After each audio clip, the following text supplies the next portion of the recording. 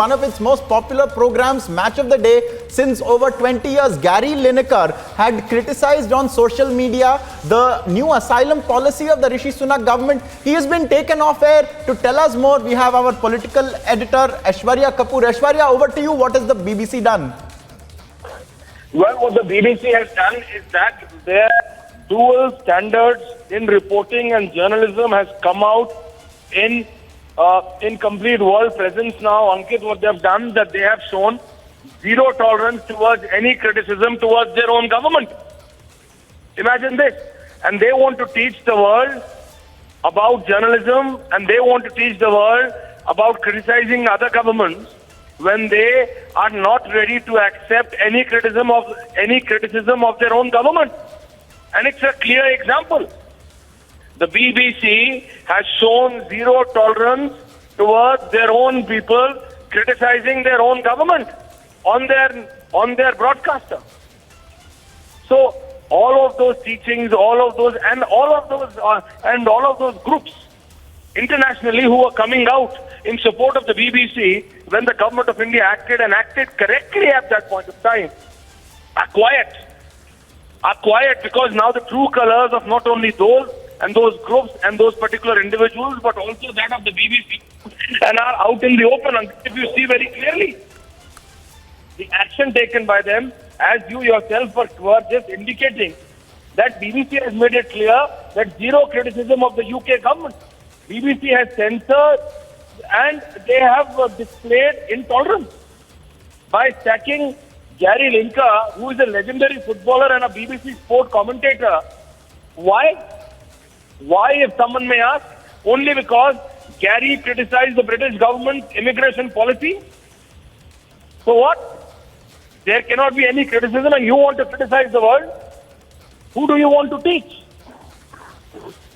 So the issue is that Gary had criticized the British government's immigration policy, so the BBC, by sacking him, has made it clear that there will be absolutely no criticism, and I repeat, absolutely no criticism of the UK government on the BBC on air.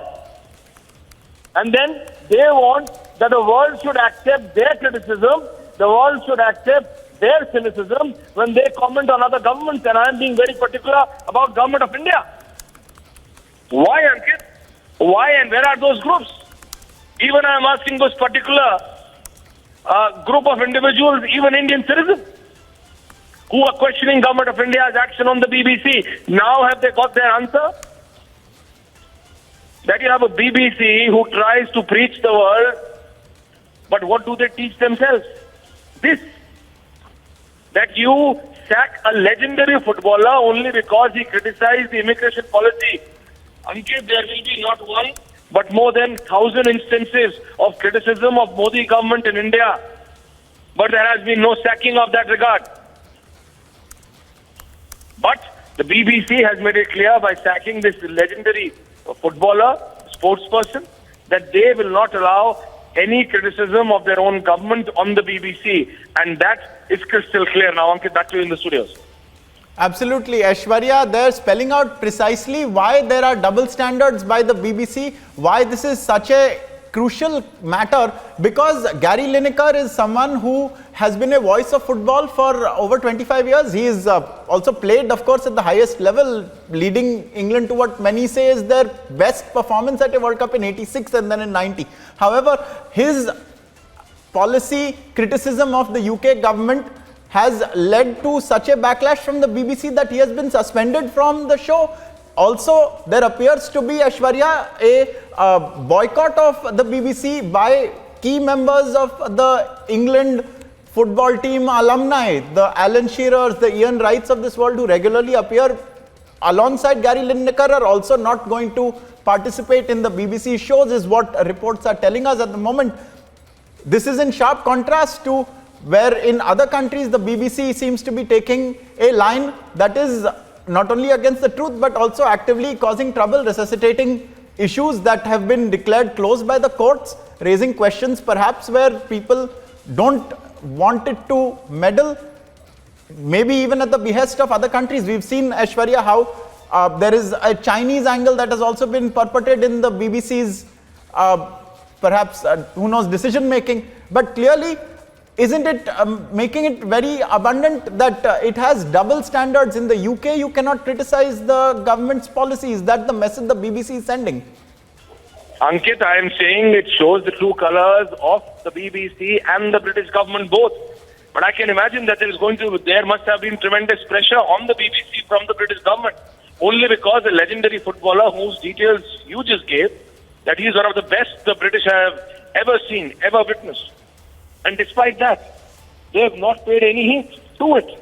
And strictest possible action, and to the point, only because the man criticized genuinely.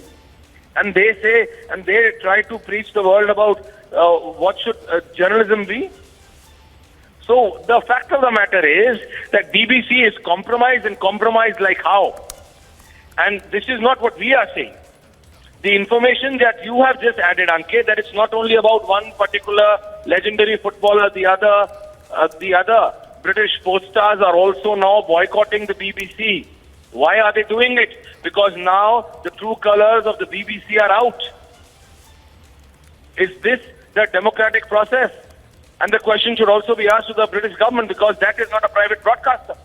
The BBC's board has representatives of the British government. It runs on Queen's Pound.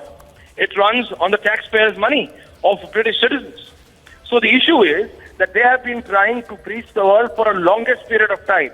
But now their true colors are out. And all of those people, I am coming back and looking at the perspective that when the government of India, Ankit, acted upon the BBC, there were a particular group of individuals, particular Indian nationals also living in India and overseas, who stood up and said that, look, how can the government of India act upon the BBC? BBC are the torchbearers of what? Have they got the answer? That the BBCs are torchbearers of nothing no more. And these are the true colors of the British Broadcasting Corporation, which not only those but the world can see. Right. And this is not what we are saying, Ankit, alone. The British nationals are saying it, the citizens who pay from their hard-earned money. You and I don't. They do. They are saying it. Their national heroes are being sacked by the BBC only because they are raising a genuine point, a genuine or even if it's not genuine criticism. Just because someone is criticizing, you will sack them. Ankit. Absolutely. Complete hypocrisy over freedom of expression, it appears, that too with regards to a person who is known to be very eloquent and in a perpetuated quote-unquote culture where they speak their mind. We'll be coming back to you for more, Aishwarya, on this. This is a smoldering controversy. It's going to get bigger. For the moment, we are moving on. Viewers, we are taking a short break.